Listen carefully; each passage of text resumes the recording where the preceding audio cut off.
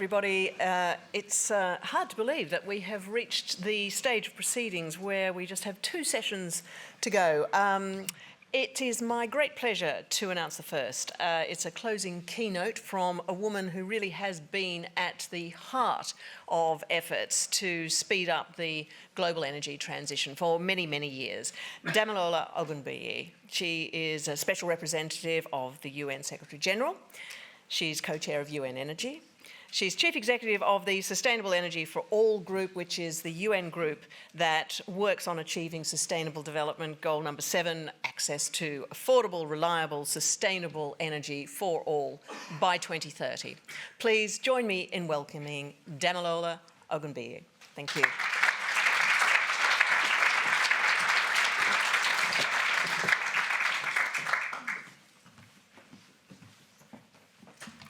Good afternoon, everybody. Thank you so much for Carbon Trust and the whole team for inviting me here.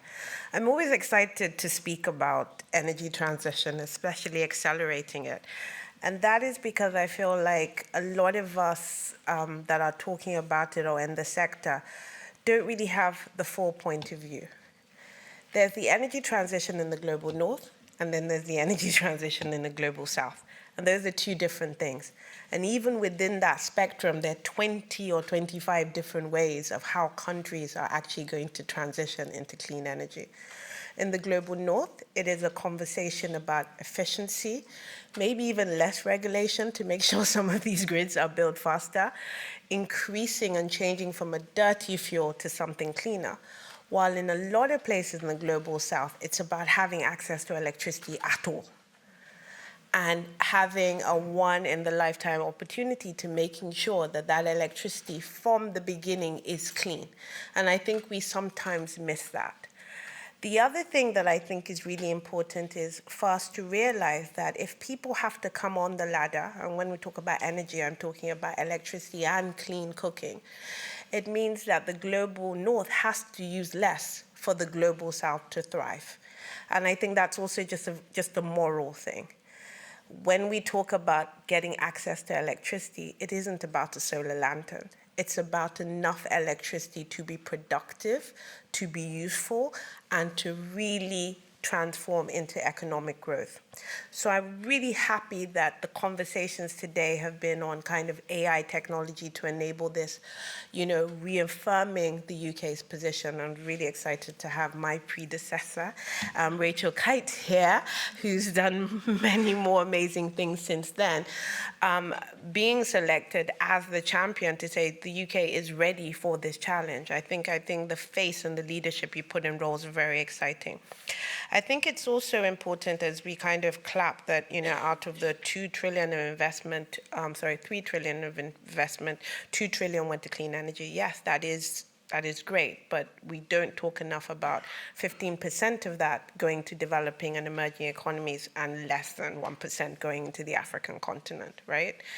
That no one's really doing that math, and that math is important. It's important because we're all part of the same ecosystem. You cannot transition one half of the world and leave another half of the world without anything, and all of a sudden you think you're going to achieve your climate targets. So even if we're being selfish about it, it's important to really, really have the global south and Africa as a firm part of the conversation. I think another thing that is important and why this discussion is so relevant at this time here in London is that we're getting into conversations where people are talking and making decisions for other people, right? So, there's some people making decisions, say this is what the global south needs, and they have never been to parts of the global south, or some people saying this is what the deregulation of Europe needs, and they're sitting somewhere in the UN. We really need to come together. In this case, it's the more forums we have of like-minded people, of technology advanced people, of the private sector, and really bringing them into our ecosystems and not just be energy and climate people, the further that we will get along. So as I say all of that, one area that I really want to focus on is the fact of how painful the transition really will be. We are still dealing with a society where the G20, and these are countries that basically have built out their grids, if we're being honest, are still spending $221 billion on end-user subsidies for electricity. That's the G20.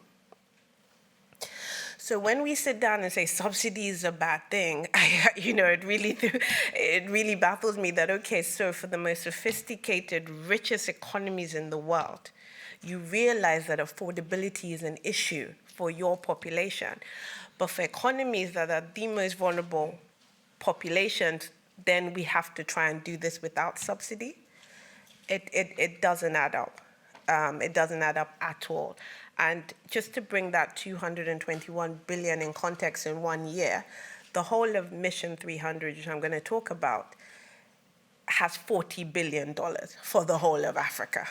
So again, when we talk about economies of scale and subsidies, we really, really need to say, what are we saying as a society if we don't realize, or we're putting a different price on what a dignified life is for people under a line compared to people above a line. So I'm going to now talk about things that are more exciting and kind of a little bit more thrilling and less doom and gloom.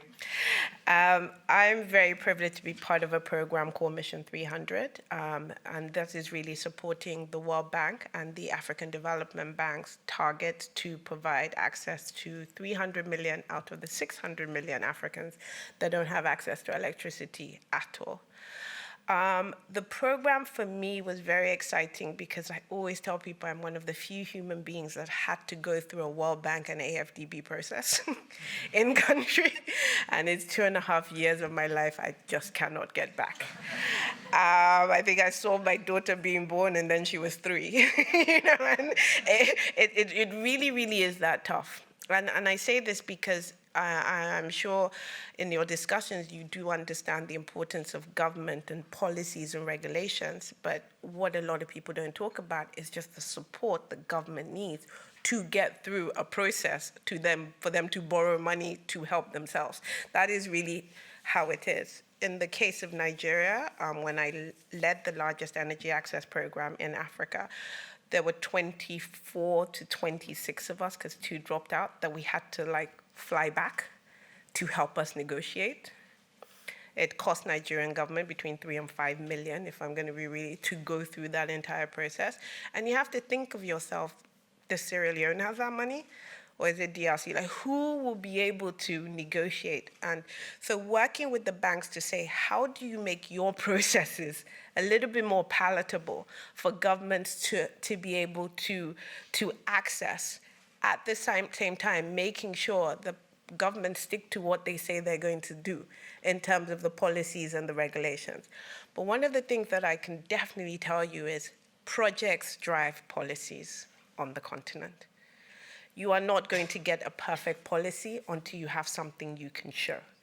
In the case of Nigeria, basically we had to electrify 200 schools before people believed solar could work. And obviously, in 2 weeks, the policy was out because it was just cheaper than running the 420 generating sets we were running at the time for these institutions.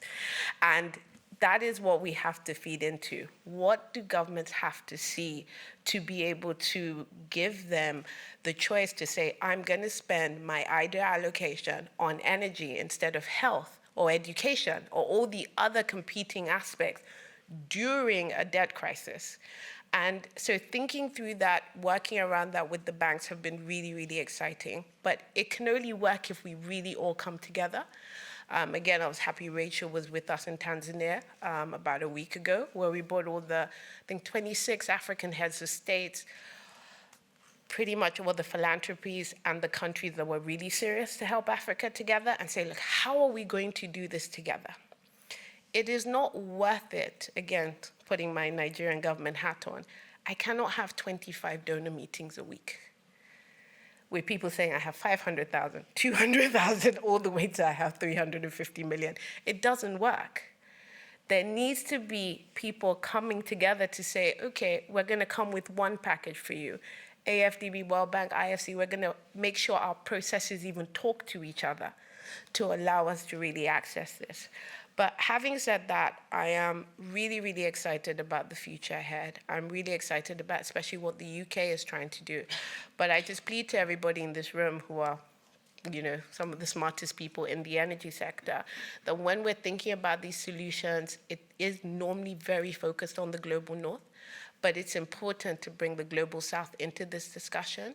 And if there's anything or any information you need from us, we're always available at Sustainable Energy for All and UN Energy.